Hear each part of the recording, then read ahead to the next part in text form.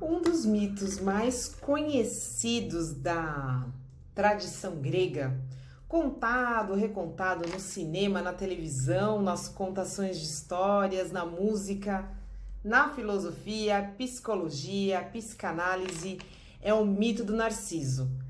Tão conhecido que virou um termo, quando a gente quer dizer que essa pessoa é muito vaidosa, muito egoísta, muito exagerada no olhar para ela mesma, a gente fala que essa pessoa é narcisista, é narcisa e por aí vai.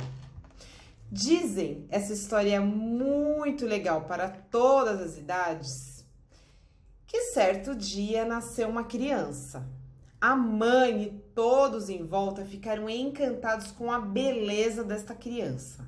Mas não era papo de mãe, da criança ter carinha de joelho e a mãe falar que era bonita, não. A criança era bonita mesmo.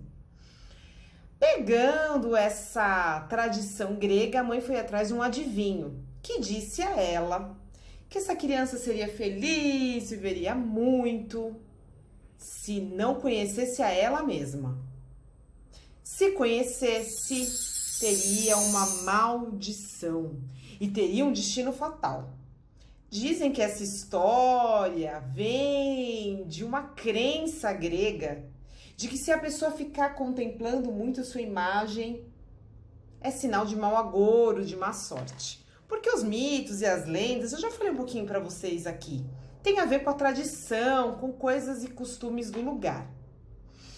A criança cresceu e era linda cada dia mais bonita. E claro que ficou todo mundo, ai que linda, ai que bonita, ai que maravilhosa. O que aconteceu? Isso mesmo, acertou quem disse que ela ficou insuportável. Sabe se a Shane, como a gente brinca, ficou essa criança. Arrogante, não queria saber de ninguém, ficou tão se achando que pensava que não precisava de nada nem de ninguém ao seu redor. Ou seja, teve uma vida solitária. Um belo dia, a ninfa Eco se apaixonou pelo Narciso.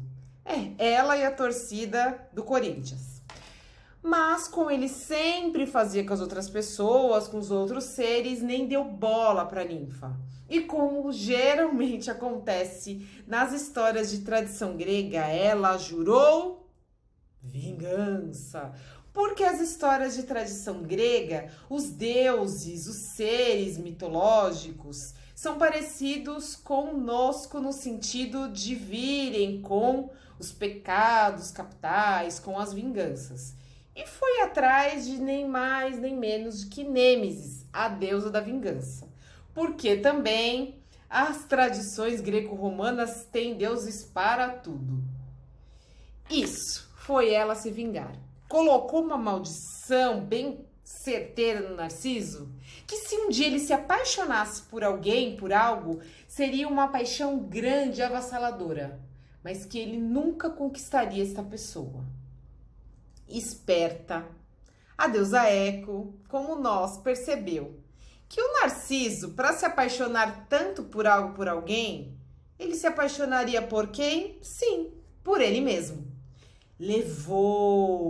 Fez com que ele fosse a uma fonte de água. Esse nosso Narciso, que era um grande caçador e ficava ali a andar, colocar toda a sua beleza para todos na floresta. E quando ele chegou numa fonte de água que ela o atraiu, olhou aquela imagem maravilhosa, perfeita, linda, que na verdade era dele mesmo. E aí, existem várias versões para esse final trágico. Isso, tragédia grega na pegada. Alguns dizem que ele ficou olhando tanto que caiu na fonte. Não sabia nadar e se afogou.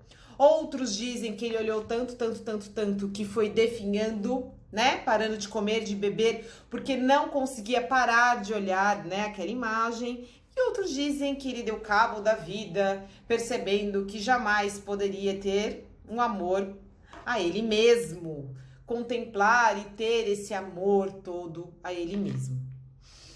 Todas as tristezas a esse final, ficam algumas coisas para a gente pensar como um bom mito. Eu vou dar aqui algumas interpretações e vocês aí em casa dêem a de vocês. Eu acho que essa história nos traz, claro, primeiro o óbvio. É muito complicado esse exagero da vaidade. Tudo que é exagerado é perigoso. Sim, podemos ficar tanto olhando para nós mesmos que esquecemos ao redor. Achamos que são tão especiais mais que os outros e nos perdermos em tudo isso. E nesses momentos de pandemia, de redes sociais, achar que só nós temos razão, que só nós somos perfeitos, acharmos que só esse mundo da rede social é o que vale, também é um perigo muito grande a gente pensar. Penso também que a maior maldição dessa história não tá dele, de repente, conhecer a ele mesmo. Talvez se os pais dele tivessem ensinado, como lá o Harry Potter, vocês lembram? O perigo do espelho na Pedra Filosofal. Quem não leu, quem não assistiu, assista e leia. Ou também, como ninguém entende como o Dumbledore colocou lá o Harry Potter com aqueles tios péssimos. E o Dumbledore nos diz, não, ele já é um astro, né? Que sobreviveu ao quem sabe, né? Ao você sabe quem? Se ficar ele se achando desde criancinha, ficará um adulto insuportável, pior que o Voldemort. Opa, você sabe quem.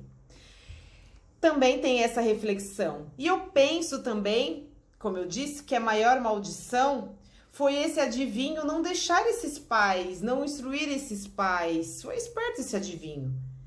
Colocar tudo isso a ele. Que era melhor ele se conhecer, sim, e perceber que a vaidade, que a beleza é uma das coisas. Existem coisas muito mais importantes para uma pessoa ser feliz. Viveu a vida inteira sozinho. Olha que coisa triste esse tal desse Narciso. E para fechar, eu fico com uma reflexão para vocês, né? Eu estou fazendo esse vídeo agora no mês da consciência negra, que é um disparador para a gente pensar o resto do ano contra o preconceito, contra o racismo. Se ficarmos no nosso mundinho e falarmos assim, não é o meu lugar, não é a minha voz, né? Meu lugar de fala o racismo. Não, racismo, preconceito é ruim para toda a sociedade. Olharmos para o lado e tentarmos de alguma maneira melhorar o lugar onde a gente vive, o mundo onde a gente habita.